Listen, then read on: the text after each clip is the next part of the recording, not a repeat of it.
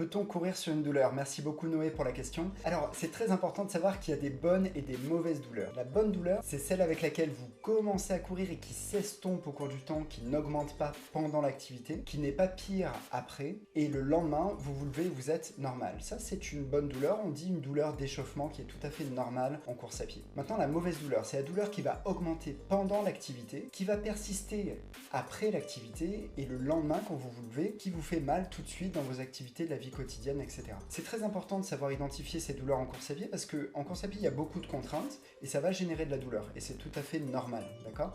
La question c'est, est-ce que c'est une bonne douleur qui va créer de l'adaptation, qui va vous renforcer sur long terme, ou est-ce que c'est une douleur qui va vous limiter et limiter vos performances dans le temps? Ça, c'est très très important à comprendre et il y a certaines pathologies comme la bandelette, je l'ai déjà dit dans plein de vidéos, où il ne faut pas de douleur. Et il y a certaines pathologies comme les tendinopathies où on peut se permettre d'avoir un petit peu de douleur pendant et pas de douleur après, pas de douleur le lendemain, ça resterait acceptable dans le cadre de la tendinopathie. Donc il faut réaliser un truc, c'est que le facteur numéro 1 qui fait que vous n'arrivez pas à atteindre vos objectifs, généralement, c'est la douleur et c'est les blessures. Donc il faut faire très très attention à respecter ces douleurs, à bien les écouter, à les traiter pour se diriger vers vos objectifs.